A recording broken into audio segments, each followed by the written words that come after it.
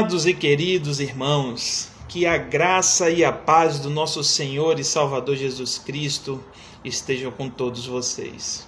Estamos aqui em mais uma live nessa tarde de hoje. Hoje eu estou aqui na cidade de Nazaré das Farinhas, estou a trabalho aqui hoje na cidade de Nazaré. Ontem, por conta de umas demandas do trabalho, eu estava retornando de Alagoinhas, eu não consegui fazer a nossa reunião de oração do Ministério de Intercessão O Caminho.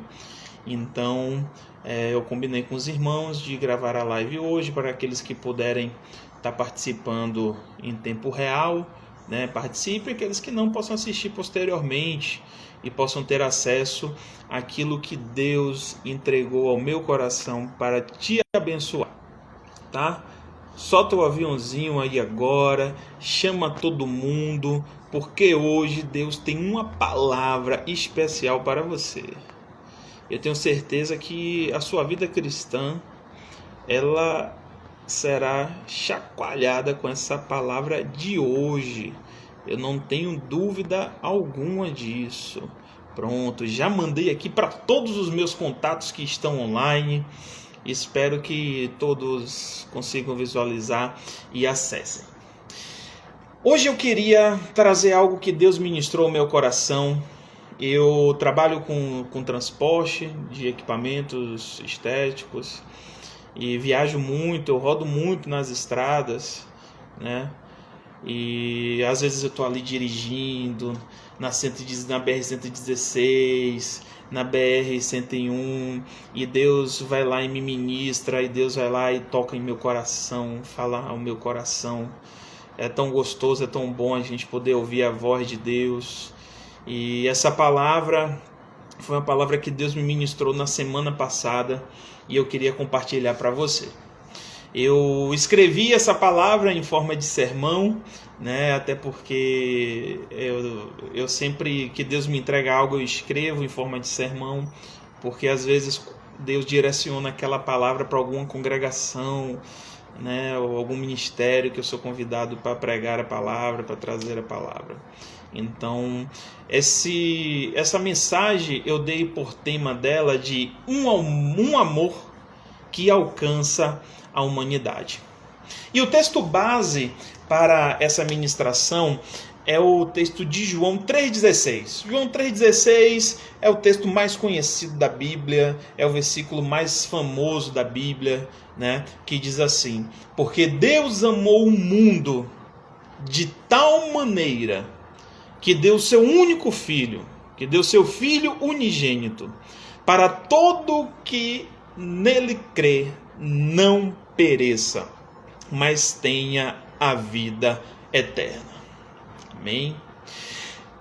Quando nós falamos desse texto, nós entendemos o conceito de amor. E para eu conseguir falar de forma profunda sobre esse texto, para a gente explanar o conceito de um amor que alcança a humanidade, nós precisamos buscar o conceito de filantropia. O termo filantropia, ela é a junção de duas palavras. A primeira palavra que é philos, que quer dizer amor, e a segunda palavra que quer dizer antropia, né? Antropo, que quer dizer homem, que quer dizer humanidade. Então a filantropia, ela é uma ordenança de Deus para a vida do cristão, porque o primeiro filântropo foi Jesus. O primeiro a exercer a filantropia foi Deus. Quando ele diz que Deus amou o mundo, que Deus amou a humanidade, ao ponto de dar aquilo que era mais importante para ele, para que eu e você não pereça, para que a gente não morra. Ele está falando da segunda morte, da morte eterna, para que a gente não seja condenado, mas tenhamos acesso à vida eterna. Então, filantropia é amar a humanidade, é amar o homem. E essa é uma ordenança de Deus para nós, que foi transcrita através das práticas e ações de Jesus Cristo. Jesus, ele amou toda a humanidade. Nós precisamos ter esse conceito. Nós precisamos ter esse entendimento que Jesus amou a todos. Nós vemos circunstâncias na sociedade que segregam, que separam a sociedade. A sociedade é dividida por classes sociais que tem relação com o capital financeiro que as pessoas têm. A sociedade é dividida em partido político. Ultimamente no Brasil a gente tem visto muito isso. Você é de esquerda, você é de direita, você é lulista, você é bolsonarista. O mundo ele se divide entre nações. Às vezes nos portamos de uma forma considerando somente a nossa perspectiva, a nossa cultura, o nosso pensamento, as nossas ideologias, mas eu preciso que você receba essa palavra e entenda que Deus ele disse que ele amou a humanidade. Deus amou a todos. E às vezes nós, principalmente, eu estou falando agora direcionamente para os cristãos evangélicos, às vezes nós somos muito separatistas. Às vezes segregamos demais. Às vezes selecionamos demais. Pelo simples fato de não termos pessoas comungando com ideias. Às vezes por pessoas não gostarem do ritmo que gostamos, com as ideias que gostamos, com o comportamento que gostamos. Às vezes com estilos musicais que não gostamos, acabamos nos separando. E às vezes o pior não é só a gente se segregar, ou às vezes não é o pior a gente se separar, mas a gente às vezes condenar aqueles que não concordamos, aqueles que não compartilhamos da mesma ideia, aqueles que não comungam com os mesmos princípios. Às vezes vemos uma divisão dentro do próprio cristianismo, uma divisão entre igrejas, entre denominações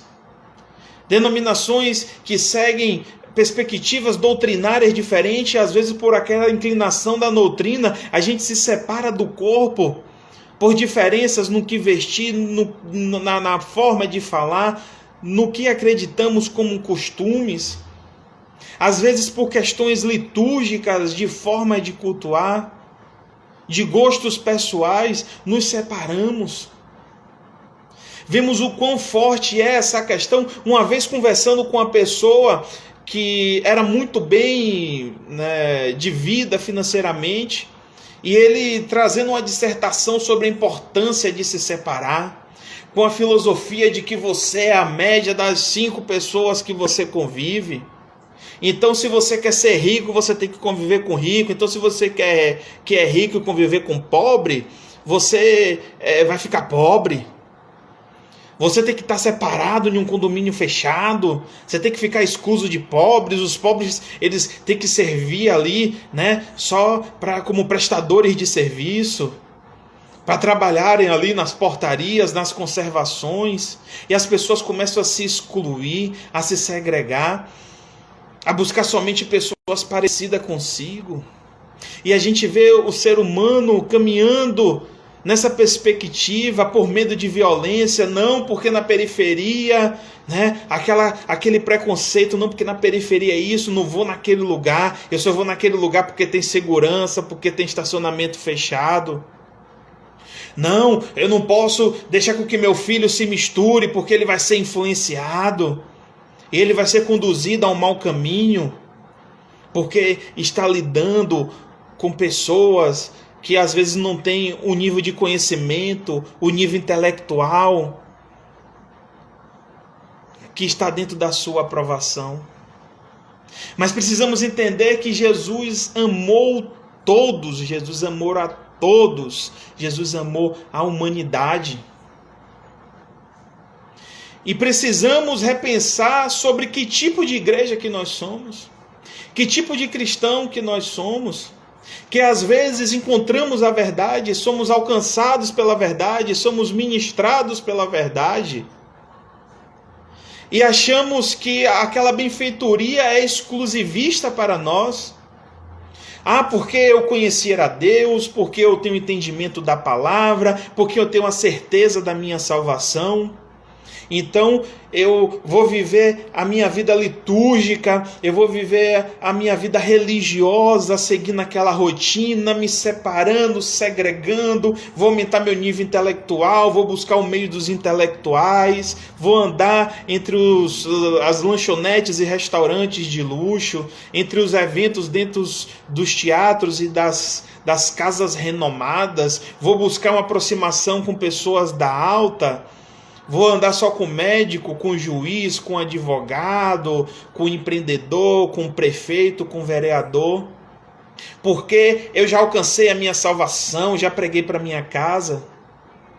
Às vezes nos portamos de uma maneira tão hipócrita, com egoísmo latente, gigantesco. Às vezes tratando, enxergando as pessoas como uma forma indiferente.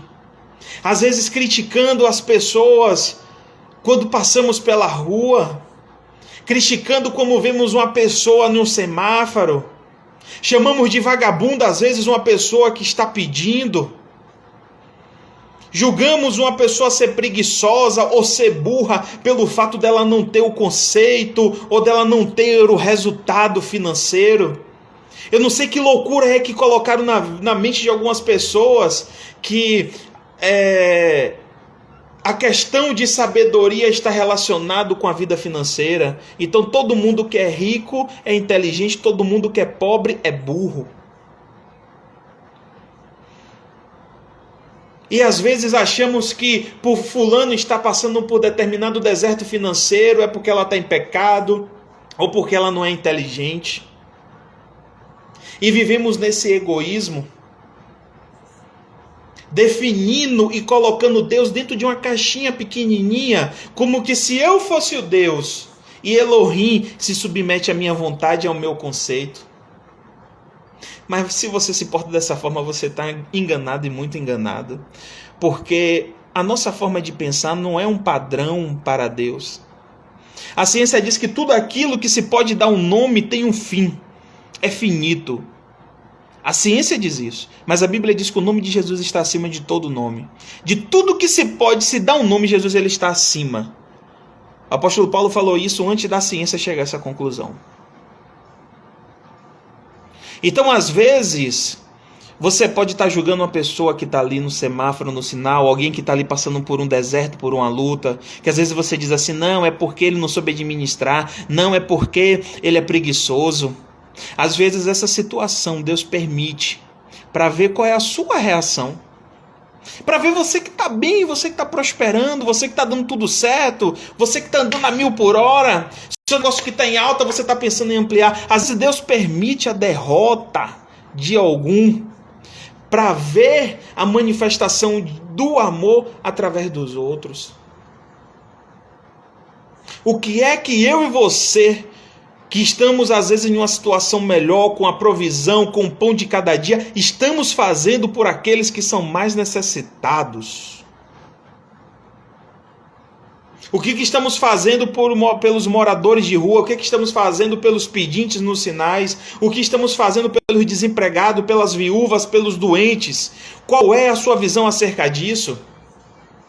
Será que você acha que simplesmente é uma obrigação do governo porque você já é um contribuinte tributário, porque você não sonega, porque você vai lá e declara no imposto de renda tudo que você fatura, e você acha que simplesmente isso é o suficiente?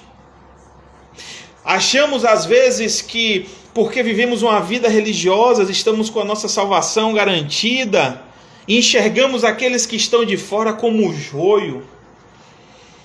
Às vezes acreditamos na teoria da predestinação, que tudo está no lugar por conta da permissão e da vontade de Deus. Então, se eu estou na igreja e estou bem, é porque Deus quer assim. E aquele que está lá, né, com a vida entregue ao vício, à prostituição, com aquele que está com a vida toda torta, é porque ele está predestinado ao inferno? Ah, ali é o joio, então eu sou o trigo. Então quem define o trigo sou eu. Então, aquele ali é, aquele ali eu acho que não, viu? Aquele ali pecou ali, eu vi aquele olhar dele, cobiçou, eu acho que na mente dele ele pensou, né? Já virou, já adivinha, né? Já sabe o que está na mente da pessoa, já conhece até a intenção e o desejo do coração e consegue definir quem é trigo e quem é joio. Não, aqueles ali de fora é o joio, ali os pecadores ali, ó. Não, Deus é mais, pecador, vou andar com aquele pecador, não. Ali é a mesa dos escarnecedores. Se eu encostar ali, eu vou ser contaminado. Esquecemos o direcionamento de Jesus sobre o que é ser sal e do que é ser luz. Às vezes somos egoístas ao ponto de olhar para as pessoas lá fora e não mexer nada com a gente.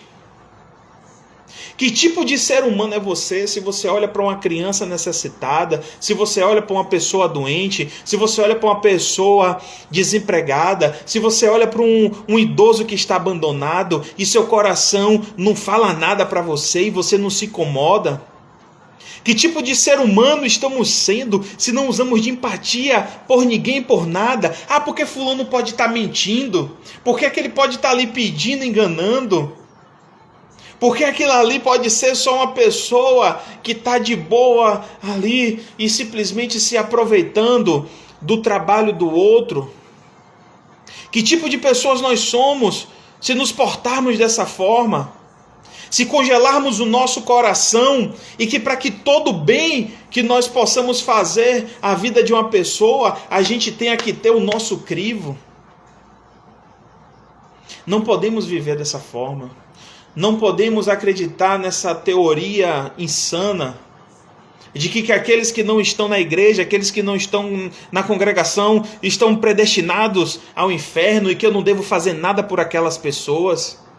Ah, eu chamei fulano hoje para ir para o culto, ele não veio.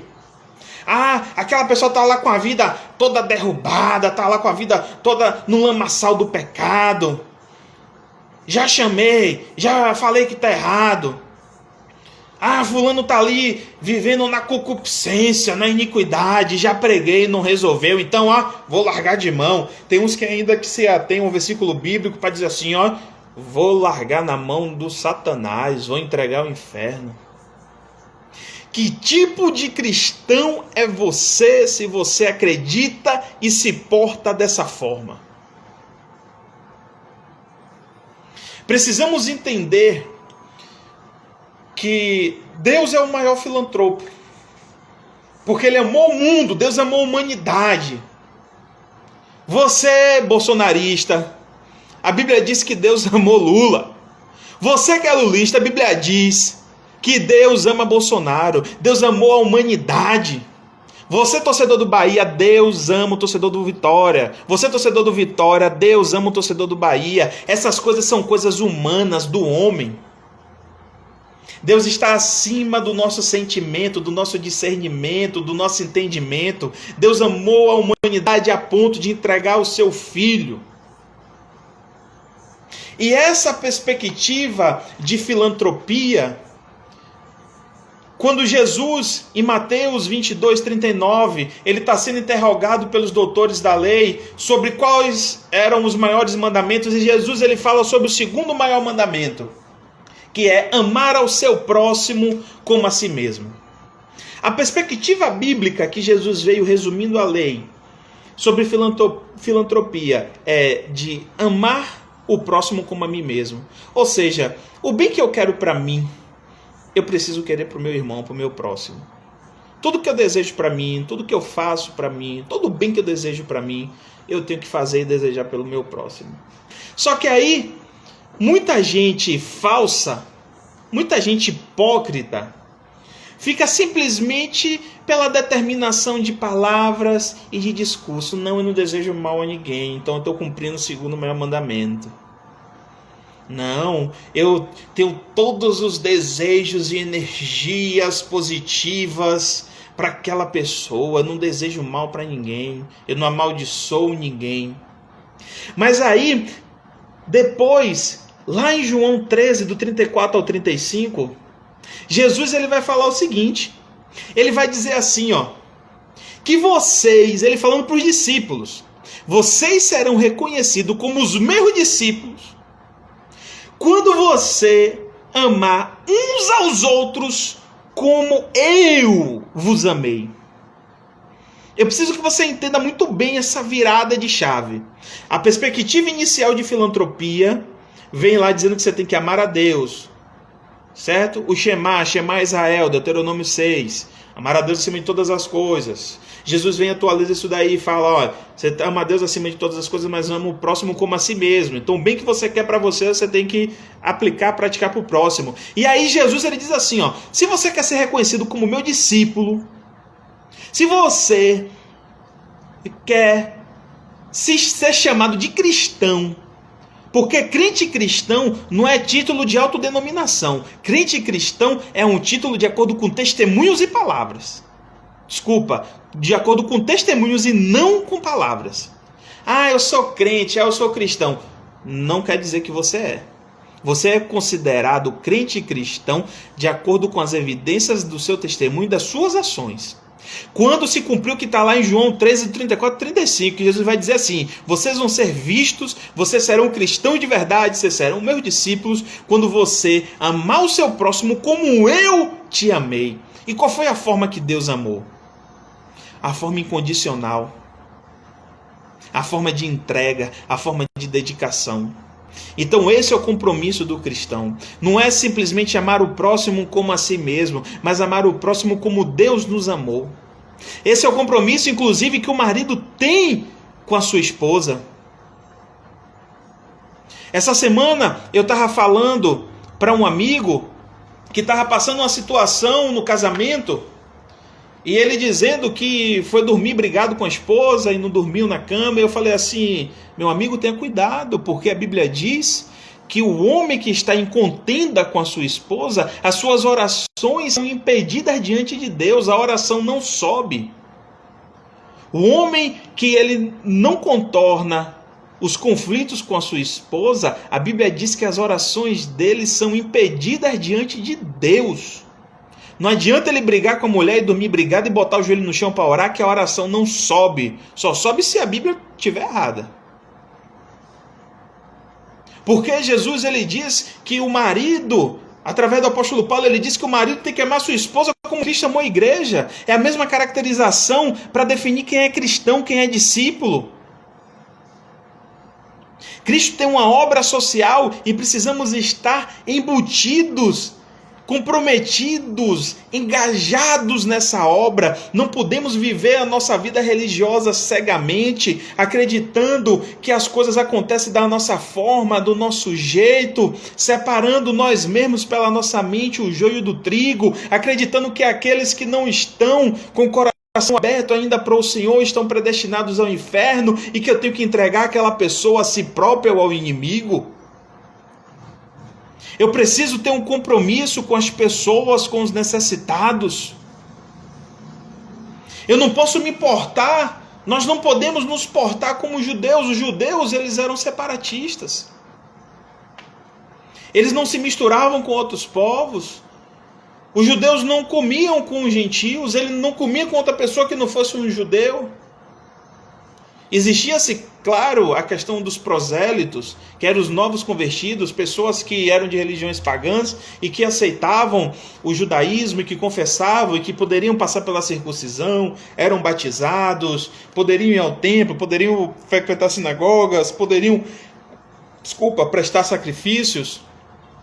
Existe essa parte, mas era muito segregado, aquele grupinho dos santos, o grupinho dos santificados.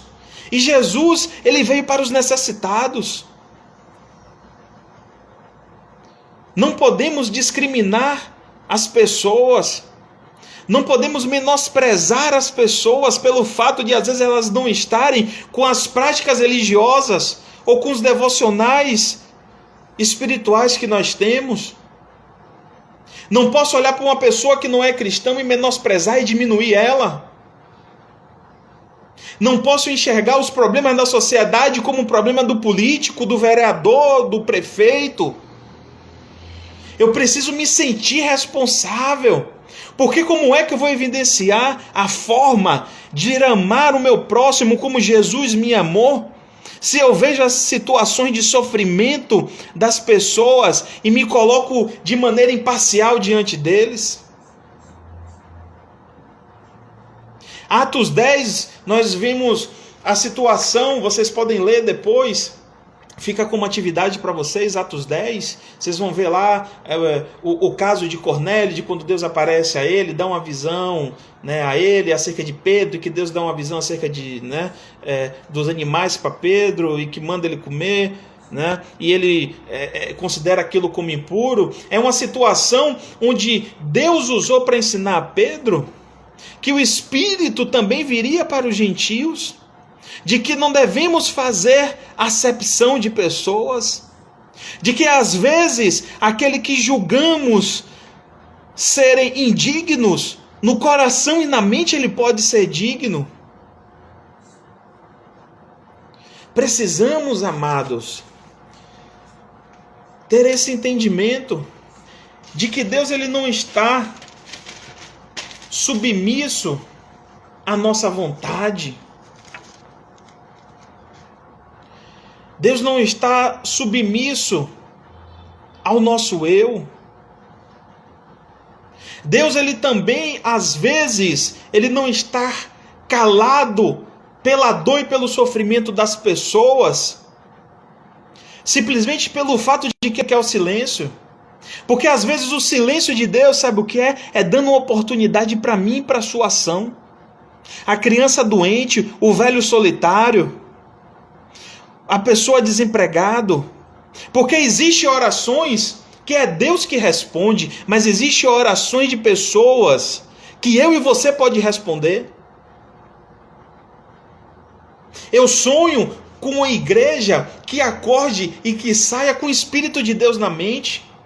Não só pensando no seu eu, não só pensando em suas coisas, mas pensando no reino, se compadecendo com as pessoas, sentindo a dor do mais fraco. Às vezes na nossa trajetória nós nos deparamos de pessoas que durante o nosso dia pode vir até nós de forma desesperada, às vezes pedindo ajuda financeira, às vezes pedindo um alimento, às vezes pedindo socorro de uma palavra.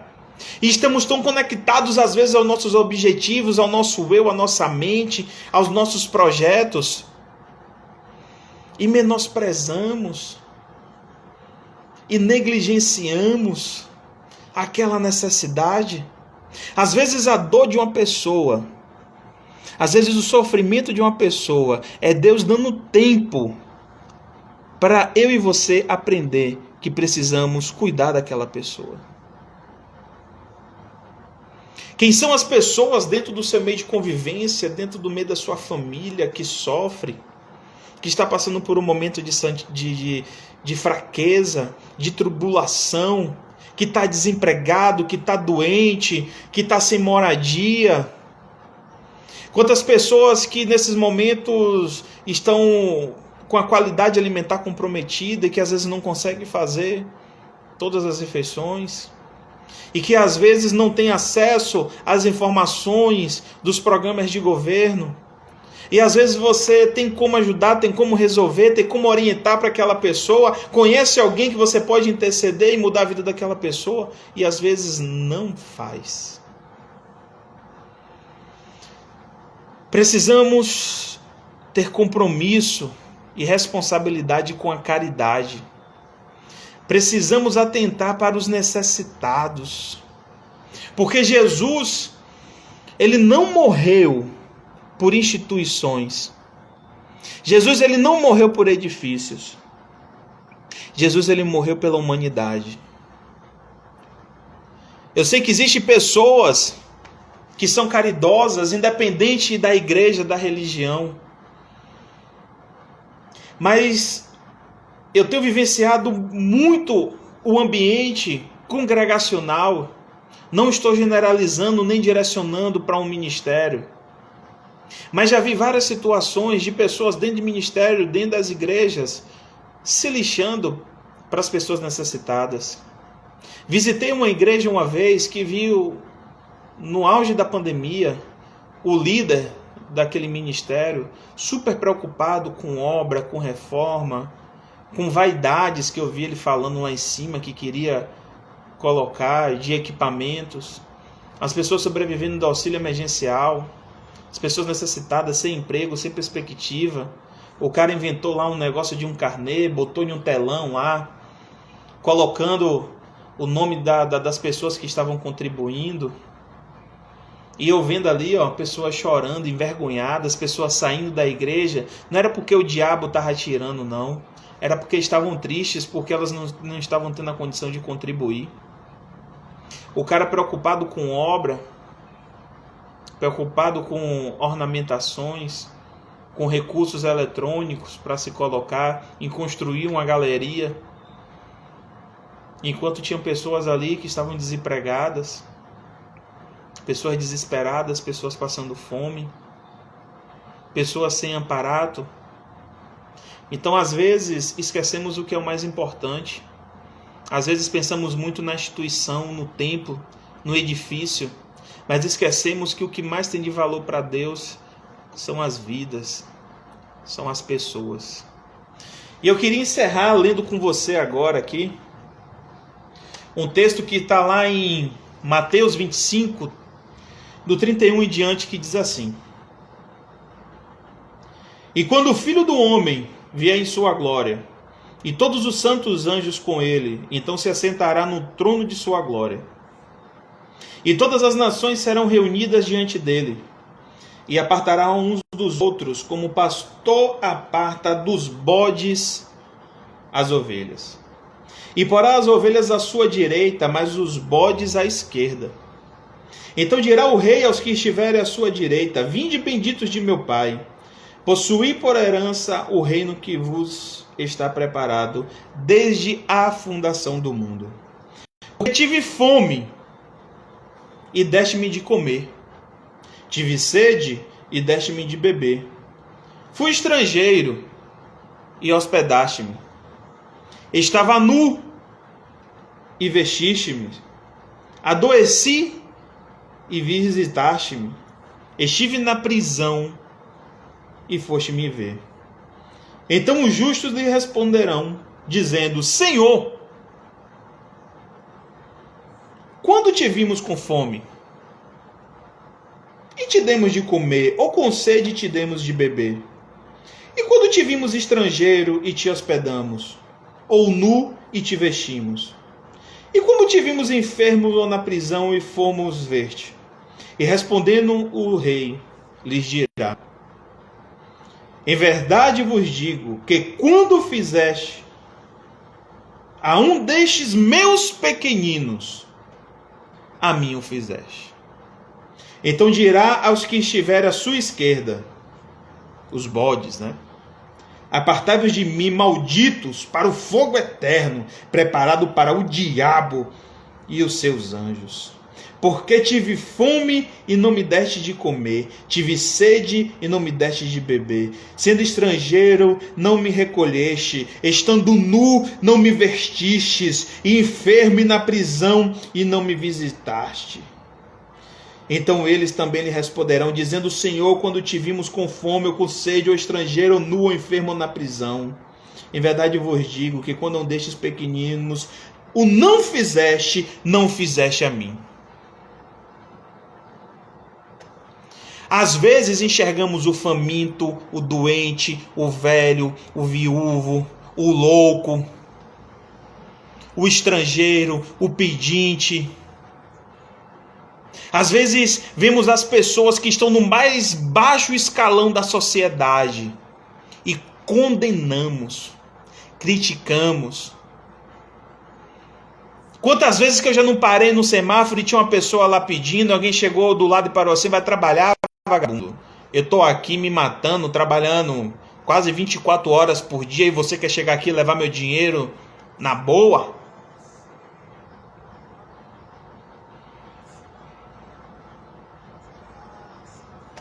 Às vezes, olhamos para essas pessoas mais necessitadas e tratamos elas como escória da sociedade. E achamos que a responsabilidade é exclusiva daqueles que têm estrutura. Não. Isso aí é para o rico. Isso aí é para quem tem dinheiro.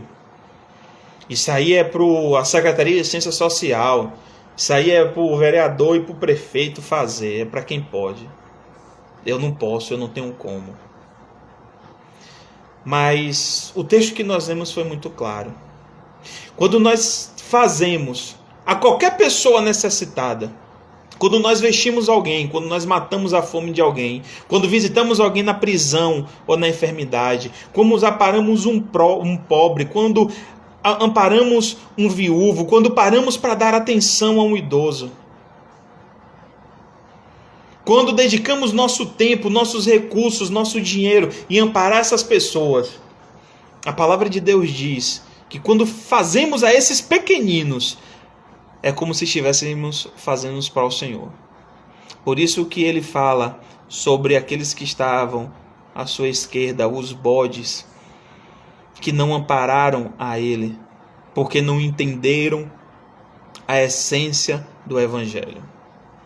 E a pergunta que eu tenho para você neste momento: de que lado você estará no grande dia? Você estará do lado das ovelhas ou você estará do lado dos bodes? Ainda dá tempo. Ainda dá tempo de mudar. Vamos orar. Espírito de Deus, eu te agradeço por esta palavra, por esse entendimento, pela ministração do Senhor aos nossos corações. Espírito de Deus, eu te peço que esta palavra, meu Deus, venha ao coração de todos aqueles que ouvirem e que produza transformação, porque essa é a palavra da tua essência, é o discurso do Senhor. Essa é a palavra que produz fé, que nos estimula a fazer, a olhar para o nosso lado, para o nosso entorno, para aqueles que sofrem, para aqueles que carecem, que perecem.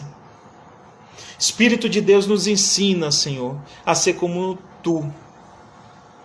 Meu Deus, que nós possamos ser reconhecidos como Teus discípulos, como cristãos, porque vamos amar o nosso irmão, o nosso próximo como o Senhor nos amou. Meu Deus, não nos deixa, meu Pai, desamparar aqueles que podemos aparar. Não nos deixa, meu Pai, sermos omissos naquilo que podemos fazer em prol e em benefício às outras pessoas. Meu Deus, que a nossa mente, que o nosso coração esteja conectado ao Senhor. E que a Tua palavra se cumpra em nossas vidas. Meu Deus, eu oro agora neste momento também por todas as pessoas necessitadas, pelos desesperados, desempregados, pelos famintos, por aqueles que estão depressivos, por aqueles que estão enlutados, por aqueles que choram pela morte de entes queridos, por aquele idoso, meu Deus, que está no asilo nesse momento, por aquele que está necessitado, por aquela mulher, meu Deus, por aquela criança que sofre de violência, por aqueles, meu Deus, que estão sem direção, que estão perdidos. Meu Deus, levanta os teus. Levanta e desperta a tua igreja, meu Deus, para fazer a obra de amparo, para fazer a obra, para cumprir o ministério de amor. E que esse amor alcance essas pessoas, em nome de Jesus. Deus te abençoe, que o amor de Deus, ele possa abundar em seu coração, em nome de Jesus. Graça e paz e até a próxima. Deus abençoe.